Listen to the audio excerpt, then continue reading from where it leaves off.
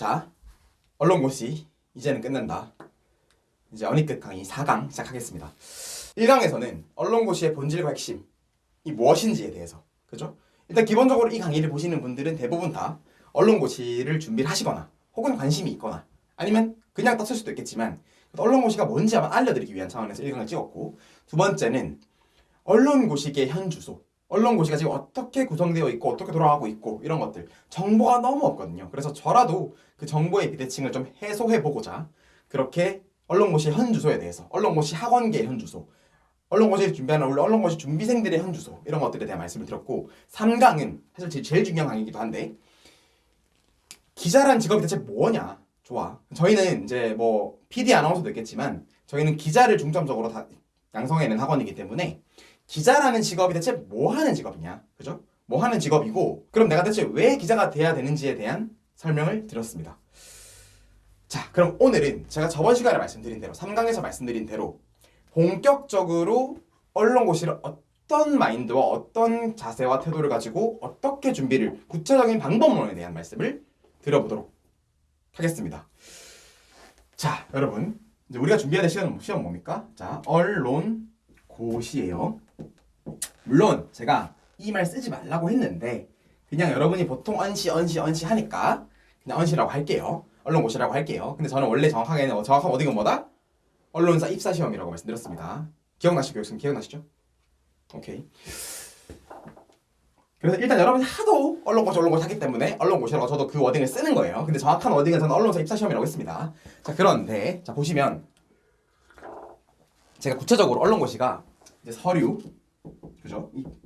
필기, 면접이 있어요. 크게 3단계입니다. 물론 면접은 뭐 실무 면접, 임원 면접 뭐 등등등 종류는 많아요. 뭐 토론 면접, PT 면접 등등등 많은데 일단 다 통칭해서 면접이라고 할 겁니다. 그러면 서류, 필기, 면접을, 필기는 보통 상식시험, 이걸 종합교양시험이라고 해요. 종합교양 1교시가 보통 이래요. 그 다음에 논술, 작문, 이렇게 필기시험은 보통은 이루어져 있습니다. 물론 기사 쓰기를 시험을 내는 데도 있어요. 그리고 국어, 영어, 한자 묻는 데도 있지만 주된 골자는 이렇게 2단계로 이루어진다는 거. 그래서 서류는 뭐 사실 언론고시 서류, 여러분 제가 말씀드리는 게 서류에다 말씀을 제가 다음 시간에 드리겠지만 사실 서류는 크게 부담 안 가셔도 됩니다. 제가 약간 이렇게 표현하면 안 되지만 그래도 뭐 지방에 있는 사립대, 본인 스스로는 약간 지잡대라고 표현하셨거든요, 그분이. 근데 그분도 합격을 했거든요. 그분도 꽤나 네임 밸류가 있는 언론사의 서류는 잘 넘었어요. 그래서 제가 실제로 자기소개서 코칭을 해드리기도 했고 컨설팅을 해드리기도 했는데 그분도 붙어내는 걸 보면 사실 그 위로 계신 분들은 다 붙을 수 있다고 보시면 되거든요. 그래서 여러분 뭐 서류는 크게 걱정 안 해도 된다.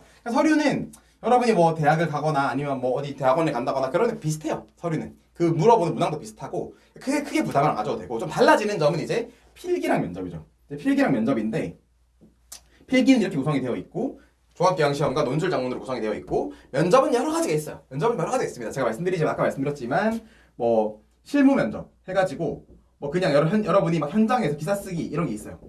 기사 너네가 가서 취재해가지고 기사 한번 써봐라. 그런 면접 보기도 하고요.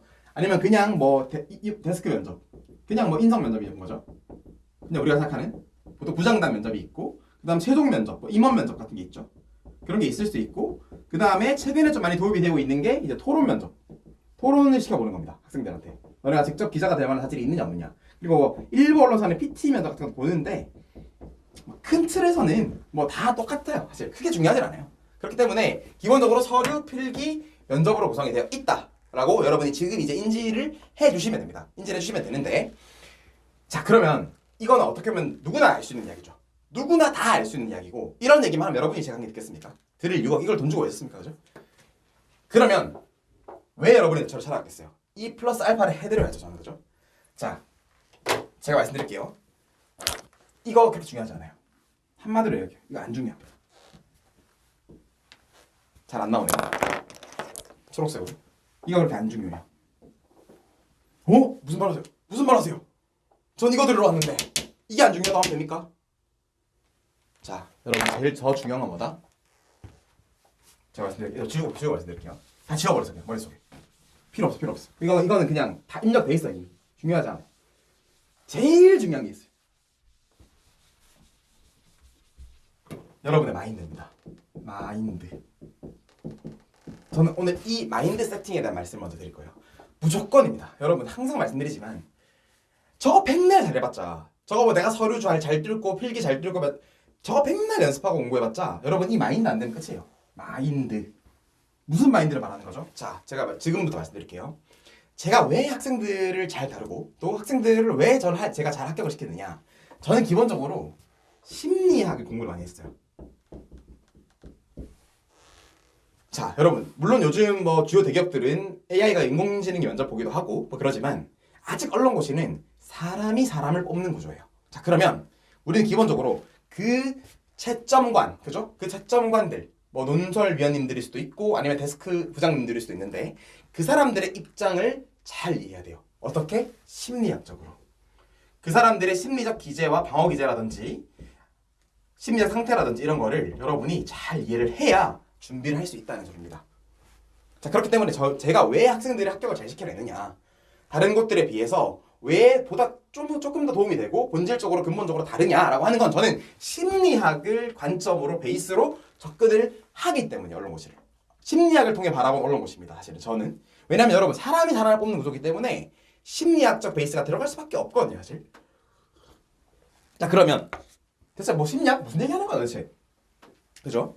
자, 여러분이 가져야 될 마인드는 뭐냐? 자, 여러분 이런 말 있어요. 메타인지 들어보셨나요? 학생 들어봤어요? 메타인지? 어쨌든 들어보지 않았어요, 근데 그죠? 메타인지가 뭐냐면 쉽게 말하면 이런 거예요. 좀 복잡한 정의가 나오지만 타당한 정의 나오지만 그냥 지피지기입니다. 그러니까 쉽게 말해서 역지사지. 근데 여러분 사람이 원래 인간은 본능적으로 자기중심적일 수밖에 없습니다. 왜? 애초에 당연히 자기중심적일 수밖에 없죠. 그죠? 왜냐면 나라는 사람이 있는데 어떻게 내가 나를 무슨 유체이탈하는 것도 아니고 나를 초월해서 생각할 수 있겠습니까? 하지만 지피지기, 역지사지. 상대방의 입장, 자기중심적일 수밖에 없지만 이걸 좀 버려내고 상대방의 입장도 이해를 해줘야 됩니다. 제가 말씀드렸죠? 그렇기 때문에 우리가 지금 언론고시를 할 때는 상대방이 누굽니까? 언론사 입장. 정확하게는 채점을 하는 사람들의 입장이 돼야겠죠. 그죠? 필기에서는 채점관들, 면접에서는 면접관들. 그 사람들의 마인드를 정확하게 여러분이 깨뚫고 있어야 합격을 할 수 있다는 겁니다. 그게 핵심 오브 핵심이에요. 자, 그러면 여러분이 그래 좋습니다. 메타인지 역시사지 오케이 알겠습니다. 그렇기 때문에 제가 심리학을 가르치는 거예요, 여러분. 이 메타인지란 말이 사실 심리학적 용어거든요. 그렇기 때문에 여러분이 심리학을 가지고 언론고시를 분석을 해야 된다는 겁니다. 자, 그럼 여러분이 가져야 될 마인드는 뭐냐? 자, 희소함의 가치라는 게 있어요. 자, 여러분 제가 저번 시간에 잠깐 말씀드리긴 했는데 여러분 희소하다, scarcity라는 말 들어본 적 있죠? 경제학적 용어긴 합니다. 보통 경제학 1장에서 나와요. 1장. 네. 경제학이란 게 왜 생겼냐라는 게 희소함 때문이라고 하는 거거든요. 자원을 어떻게 배분해야 되냐, 자원을 어떻게 배분할까를 가르치는 학문이 바로 경제학이에요. 그게 경제학입니다. 그래서 희소함이라는 가치를 1장에서 가르쳐요. 희소함이 뭐냐? 자, 여러분 희귀하다는 말이 있잖아요. 뭐 희귀병, 희귀미생물 이런 말 하잖아요. 희귀병과 희소 근데 비슷한 의미인데 드물이자를 쓸 겁니다 아마. 그러면 둘 다 드문 건 맞는데 희귀한 거는 가치가 없는 거예요. 근데 희소한 거는 가치가 있는 겁니다. 제가 저번 시간에 말씀드렸죠. 이렇게 생각하면 빠르다고. 다이아몬드 여러분 드물지만 가치가 있죠. 그 희소한 겁니다. 여러분 남학생들이 좋아하는 포르쉐, 롤스로이스 희소한 거겠죠. 이건 희귀한 게 아니죠. 그죠? 여학생들이 좋아하는 에르메스 백 사고 싶죠. 희소한 겁니다. 여러분 왜? 가치가 있으니까. 우리에서 가치가 있는 걸 희소하다고요. 자, 그럼 제가 이 희소하는 말을 왜 가지고 왔냐면 여러분 기본적으로 언론고시는 예를 들면 이런 거예요. 조선일보가 공개경쟁 채용, 공채 시험을 진행을 합니다. 공채를 뽑는데 본인들 내부적으로나마 우리가 이번에 한 10명 정도 뽑자라는 그런 기준이 있을 거란 말이에요. 물론 플러스 알파겠죠. 뭐 줄어들 수도 있고 늘 수도 있겠지만 기본적으로 우린 이 10명이라는 기준을 갖고 시작을 하는 거예요. 갖고 시작을 하는 건데 자, 그럼 여러분 보세요. 기본적으로 상대평가가 될 수밖에 없어요. 자, 무슨 말이냐? 만약에 마음에 드는 애가 하나도 없어. 빵명 뽑을 수 없거든요. 그럼 애초에 저런 노력을 할 이유가 없겠죠. 그죠? 그리고 마찬가지. 마음에 드는 애가 100명 있어. 그렇다고 해서 100명을 다 뽑을 수도 없어.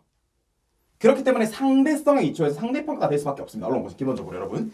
그러면 상대평가란 말은 뭐냐면 여러분이 다른 지원자들이나 경쟁자들에 비해서 조금이라도 나아야 된다는 거예요. 그게 바로 그때 필요한 게 바로 이 뭐다? 희소함이란 가치예요. 이게 제일 중요한 거예요. 여러분이 이것부터 여러분이 마인드에 빨리 탑재를 해야 돼. 그래서 제가 이 시간을 들여서 말씀을 드리는 건데 그럼 희소한 거 뭐라고 했어요 제가? 에르메스백, 포르쉐, 남학생 떠올려 했죠? 에르메스백 떠올려고 했죠? 희소함의 가치를 탑재를 시키세요. 내가 다른 지원자들, 다른 학생들에 비해서 얼마나 더 희소한 가치를 가질 수 있느냐가 없냐가 중요한 거예요. 언론사들에게 이게 어필이 되느냐 안 되느냐. 그래서 여러분 기본적으로 이 마인드를 어떻게 가져야 된다?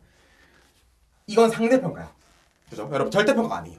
근데 이게 정말 어이가 없는 학생들이 알긴 알거든요. 학생들이 당연히 내가 다른 지원자들에 비해서 더 잘나야 합격을 한다는 걸 아는데 메타인지가 부족하고 역지사지가 안 돼서 그런지 몰라도 절대평가인 건 마냥 본단 말이에요. 이게 무슨 말이냐면 여러분 보세요.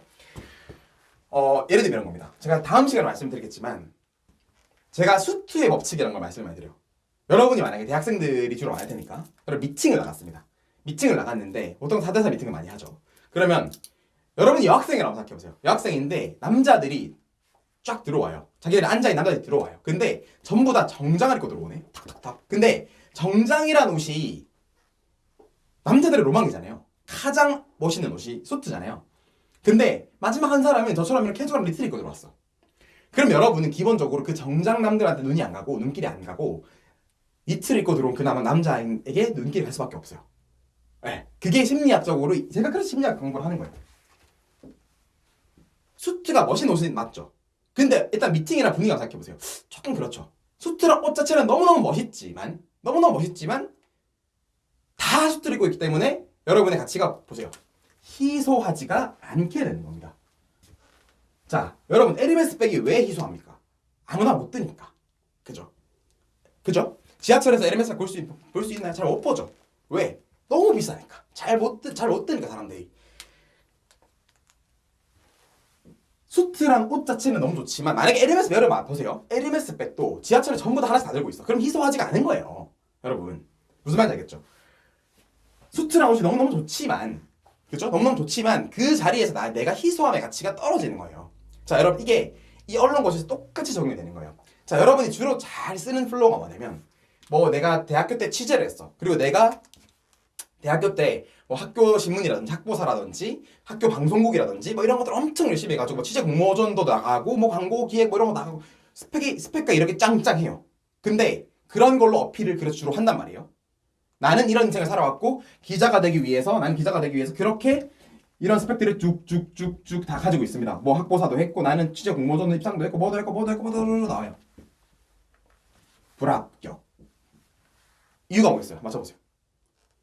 응용. 이게 떨어지잖아요. 보세요, 여러분.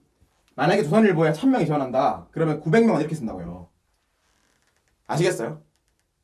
희소하지가 않잖아요. 제가 말씀드렸잖아요. 소통의 법칙 왜 말씀드렸겠습니까? 제가 말씀드렸죠. 이게 나쁘다는 게 아니라 너무너무 좋은 내용이에요. 아, 좋아요. 저는 솔직히 정말 인정합니다. 와, 진짜 이 학생 훌륭하다.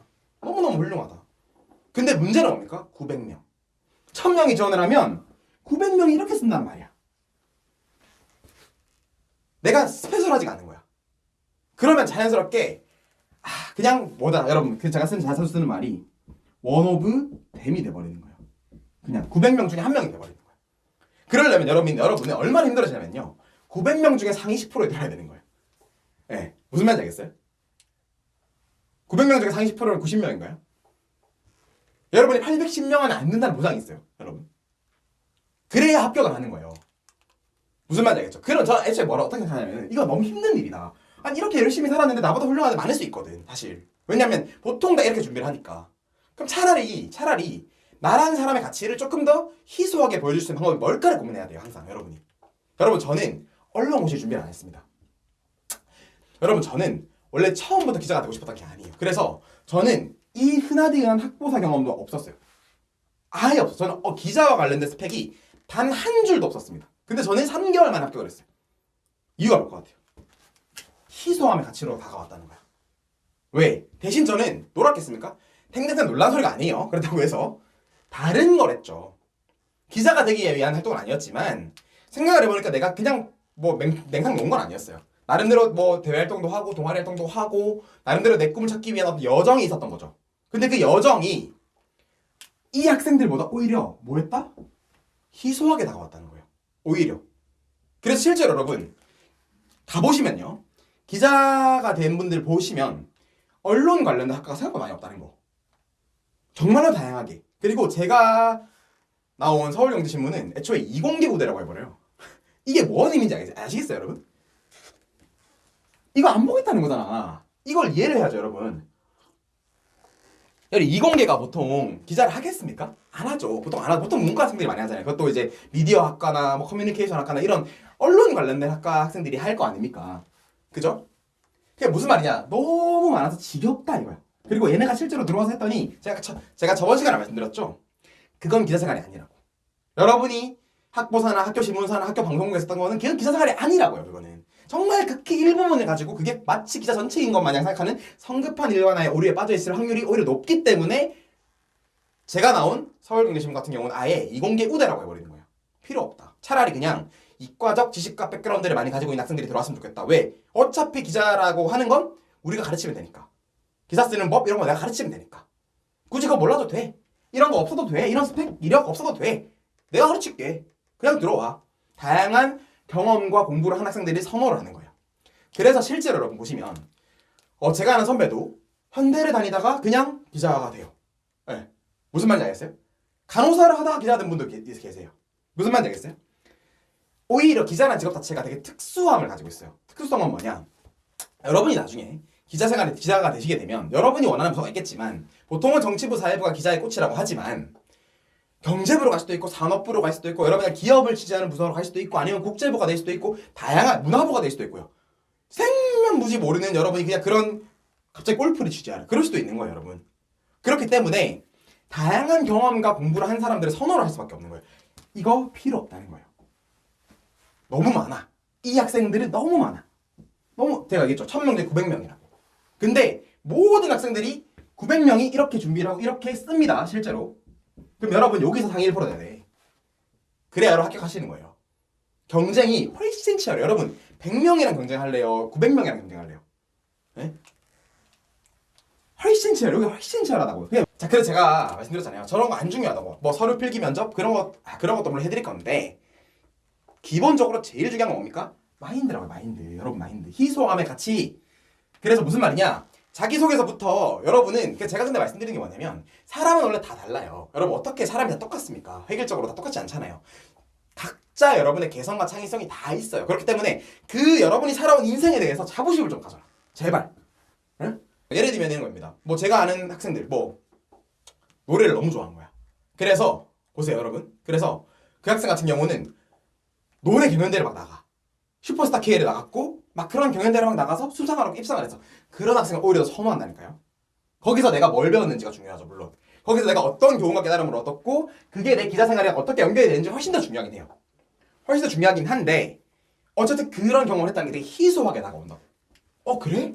너는 그래? 경연대회에서 그렇게 했어? 그런 애가 우리한테 들어온다고? 노래라도 한번 들어보고 싶지 않겠어요? 그죠? 마찬가지입니다. 제가 아는 그때 서울경제신문 다닐 때 선배는 연세대학교 응원단장 출신이 있었습니다. 네. 그러니까 그런 학생 그 선배도 기자가 되기 위한 준비는 크게 많이 없었던 걸로 제가 알아요. 근데 응원단장이라는 건 이유만으로 근데 일단 들어가게 되면 선배들이 다 얘는 연대에서 응원단장 했던 애로 기억하는 거예요. 정체성이 딱 생겨버리죠. 뭐 희소함. 응원단장이 많아요 여러분. 연고대는 기본적으로 연고전이 있죠. 그 연고전 고연전에 응원단장 많지 않잖아요. 그러니까 희소함 같은 딱 주는 거야. 거기서 뭘 증명합니까? 리더십 이런 게 증명이 되겠죠. 일단 그걸 또 어떻게 잘 포장하는 자기소개서 어떻게 잘 녹여내고 포장하는 건 다른 얘기겠지만 기본적으로 희소함의 소재가 있잖아요. 무슨 말인지 아시겠어요? 그러면 900명이 아니라 100명이 돼버리는 거지. 쉬워진다고. 훨씬 더 쉬워진다고요. 네. 무슨 말인지 아시겠죠?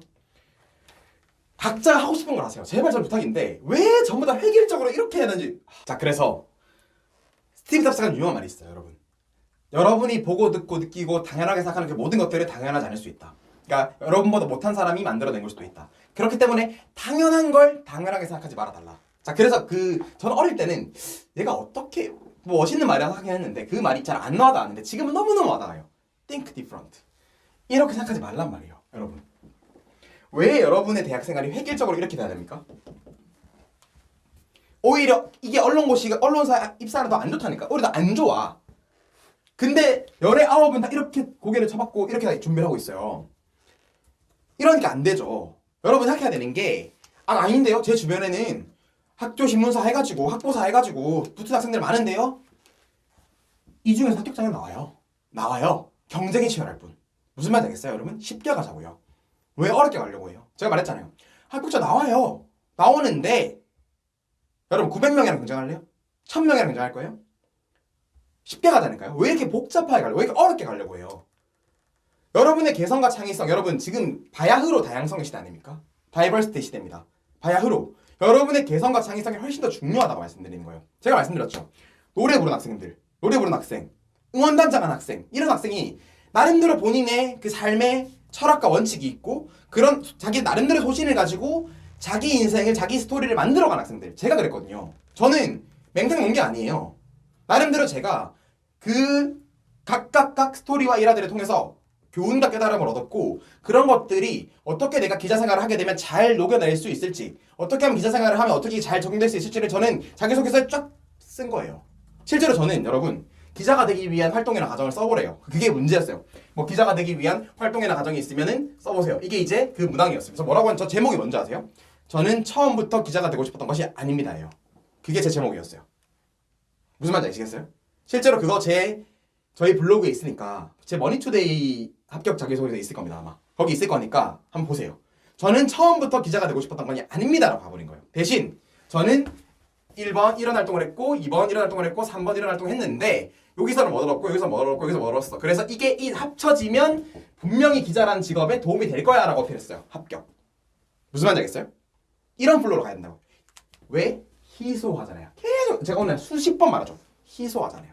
근데 어떤 학생은 저는 학보사에서 뭐 취재 복장을 했고 거기서 학교 청소 노동자들의 인권을 대변하기 위해서 뭐를 했고 어떤 취재를 했고 성평등을 보완하기 위해서 어떤 취재를 했고 아니요.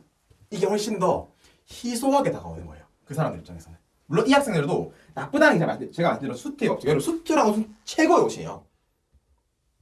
수트가 나쁘다는 게 아니라 그 사람들이 옷을 잘못 입었다는 게 아니라 희소함의 가치에서 밀렸다는 거예요. 그렇기 때문에 여러분이 희소함의 가치를 심어달라고 제발. 그러니까 여러분이 제가 말씀드린 혹시 만약에 지금 이 영상을 봐주신 학생 중에서 저학년 학생이 있거나 이미 이렇게 사는 학생은 어쩔 수 없어. 이미 내가 이렇게 살아왔다? 그럼 저 어떻게 해요? 이것도 말씀드릴게요. 근데 만약에 지금 여러분 이 영상을 보신 학생 중에서 새내기시거나 아니면은 뭐 저학년이시면 여러분 절대 이렇게 하지 이렇게 하지 마세요. 이것도 해도 되는데 이렇게만 하지 마세요. 나름대로 본인이 좋아하는 게 있잖아. 원하는 게 있잖아. 희망하는 게 있잖아. 그죠? 다양한 경험을 좀 하세요. 해외여행도 많이 다니시고요. 어학연수도 갔다 오시고 교환학생도 갔다 오시고 여행도 정말 많이 배낭여행도 한번 가보고요. 그죠? 할 게 정말 많아요. 유튜브도 한번 해보시고 그죠? 길거리 공연 이런 것도 한번 해보시고 다양하게 정말로 내가 잘하고 좋아하는 게 뭔지 탐색의 시간도 가져보신 다음에 나만의 스토리를 좀 만들어 보라고요. 나만의 스토리를 만들어 놔야 돼. 그러면서 그 내가 걸어왔던 이 길들을 짝짝짝 접목을 해서 이게 기자에 어떻게 접목이 될지는 제가 해드릴게요. 만약에 오시게 되면. 만약에 뭐 스스로 못하겠으면 저 찾아오세요. 제가 해드릴게요. 근데 할 수도 있어요.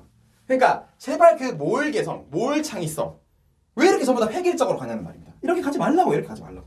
근데 그러면 대표님 저는 이미 그렇게 살아왔는데 어떡합니까? 괜찮습니다. 그래도 여러분이 여기 사실은 무엇을 했냐는 것보다는 어떤 걸 느끼고 깨달았는지가 훨씬 더 중요해요. 훨씬 더 중요해요, 여러분. 왜냐면 여러분 그러면 활동은 좀 획일적일 수 있어요. 뭐 내가 학보사를 했어. 학교 신문사를 했어. 방송국을 했어. 활동 자체는 조금 그 희소함이 떨어질 수 있겠지만 여러분이 뭘 느꼈고 깨달았는지에 대해서 희소함을 심어줄 수 있습니다. 여러분도 방법이 있어요. 그러니까 좌절하고 포기하지 마시고 물론 900명이지만 여기서 여러분 10%면 10% 정도 뽑힐 거 아닙니까? 그럼 여기 한 90명이잖아요. 여러분이 90명 안에 들 수 있어요. 들 수 있다는 말이에요. 그렇기 때문에 지금 지레 심착하고 겁먹고 포기하지 마시고 혹시나 그럴 학생이 있을까 말씀드리는 건데 그러지 마시고요. 이미 그렇게 준비하신 거 아니에요? 그렇죠. 네, 괜찮습니다. 제가 그 유튜브 중에서 장사의 신이라는 은현장 대표님 되게 좋아. 프라이드 참 잘하는 집. 후참잘. 그 대표님의 유튜브를 즐겨보는데 그 사람이 장사를 할 때 마인드 세팅이 이래요. 자기 장사를 할 때 무엇을 파는지가 중요한 게 아닙니다. 그 사람 여러분 치킨이야말로 레드 오션 중에 레드 오션이었죠. 그죠? 근데 그 사람은 그 치킨이라는 그 레드 오션 속에서 후참이라는 브랜드를 탄생시키고 200억 가치를 받고 엑시트를 한 사람이거든요. 그러니까 200억 자산가가 된 거예요. 더 돈은 더 많을지도 몰라요. 그러니까 무엇을 파는지보다는 어떻게 파는지가 더 중요하다. 그러니까 여러분이 무엇을 했다기보다는 무엇을 느꼈고 그게 어떻게 내가 희소함의 가치로 다가가게 할 수 있을까를 고민하면 돼요. 네. 그러니까 무엇을 팔았는지 중요하지 않아요. 어떤 걸 했는지 중요하지 않아요. 너 거기서 뭘 느꼈고 뭘 깨달았는지 훨씬 더 중요해요. 그런 것들을 여러분이 잘 생각해봐야 돼요. 그런 거기서 내가 똑같은 경험을 해도 그죠? 똑같은 경험을 해도 어떤 사람이 이렇게 느끼고 어떤 사람은 천차만별 느낄 수 있잖아요. 그죠? 뭐 예를 들면 이런 거예요. 예를 들면 보통 여러분 연탄 봉사를 갔습니다. 연탄 봉사를 갔는데 보통은 사회적 약자들의 눈물을 닦아줘야 한다고 느꼈고 내가 사회에 기여해야 된다고 내가 선한 영향력을 그놈의 선한 영향력은 정말 선한 영향이 나쁘다는 그 말이 나쁘다는 게 아니라 선한 영향력이라는 말이 제가 알기로 언론사들이 제일 싫어하는 말일 것 같아요. 네. 근데 내가 거기서 오히려 나는 연탄 봉사를 오고 내가 다시 연탄 봉사를 오는 일을 만들면 안 되겠다는 깨달음을 얻었습니다. 왜? 결국에는 파이를 키워야 되고 성장을 해야 되고 이런 분들에게도 가실이 떨어져야 연탄 봉사하는 게 이게 무슨 의미가 있느냐. 그죠? 연탄을 안 떼고 살게 만들어드려야지 도시가스를 넣어드리고 경제성장을 통해서 그죠? 난방 보일러를 심어드릴 생각을 해야지 뭐 연탄 봉사 해주면 그게 무슨 의미가 있냐 이렇게 느끼는 학생도 있을 수 있단 말이에요. 연탄 봉사가 중요한 게 아니다. 빨리 내가 우리나라가 성장하라고 경제성장하라고 발전을 해서 이런 분들에게까지도 그 경제성장의 따뜻한 온기가 스며들 수 있게끔 빨리 성장을 해야겠다라고 느낄 수도 있는 거죠. 오히려 똑같은 연탄 봉사를 했지만 난 슬퍼 사회적 약자 눈물을 닦아주는 기자가 돼야겠어라고 한 사람이 있지만 반대로 나는 내가 두 번 다 저기 안 와야겠다. 그러기 위해서 최선을 다해야겠다. 연탄을 하루 날라주는 게 뭔 의미가 있습니까? 연탄을 안 떼게 만들어야죠. 그렇게 생각을 할 수도 있다는 말이에요. 그렇게 교훈과 깨달음을 얻을 수 있다는 말이에요. 여러분 이렇게 살아왔지만 그래도 무엇을 느끼고 무엇을 배웠는지에 따라서 여러분은 충분히 희소함의 가치를 심어줄 수 있다라는 거. 결국 여러분 이런 마인드 세팅 기반 위에서 서류 필기 면접을 접근을 해야 되는 거예요. 자 무슨 말이냐? 서류에서부터 여러분의 희소함의 가치를 보여주기 위해서 최선을 다하겠죠. 필기 면접 마찬가지입니다. 논작에서도 여러분이 글이 조금이라도 희소해야겠죠. 똑같은 원칙이 적용되는 거예요. 면접도 여러분의 답안이 조금이라도 다른 학생들에 비해서 희소해야겠죠. 그래서 일단 기본적으로 이 전체 서류 필기 면접을 다 관통하는 기본 원칙은 뭐다? 희소함의 원칙입니다. 희소함의 원칙. 명심하세요. 여러분 상대평가예요. 절대평가가 아닙니다. 절대평가면 희소함이 좀 부족해도 이거 좋으면 얘는 좋은 학생이네 뽑히겠죠. 근데 그게 아니라 상대평가예요. 여러분은 무조건 순위를 매기고 그 안에 들어가야 된단 말입니다. 그렇기 때문에 희소함의 가치를 제가 수트의 법칙 말씀드렸죠. 수트의 법칙 명심하세요. 수트라는 옷은 최고의 옷이 여러분 최고의 활동을 했지만 이게 나쁘다는 게 아니라 희소함이 떨어지기 때문에 채용 과정에서는 불합격을 할 수도 있다는 원오브댐이 되기 때문에 원오브댐이 되어서 합격을 못 하실 수도 있다라는 말이에요. 그렇기 때문에 우리는 원오브댐이 아니라 원오브원이 되어야 된다. 우리만의 독특한 개성과 창의성에서 기반한 희소함을 심어줘야 된다. 그게 서류 필기 면접에 똑같이 다 적용이 돼요. 그래서 그럼 제가 오늘은 기본적인 마인드세팅에 대해 말씀드렸고 이걸 어떻게 서류나 필기나 면접에서 녹일 수 있을지는 차차 제가 다음 시간들을 통해서 말씀을 드리도록 하겠습니다. 명심하세요. 원오브댐이 아니라 우리는 원오브원이 되어야 합니다.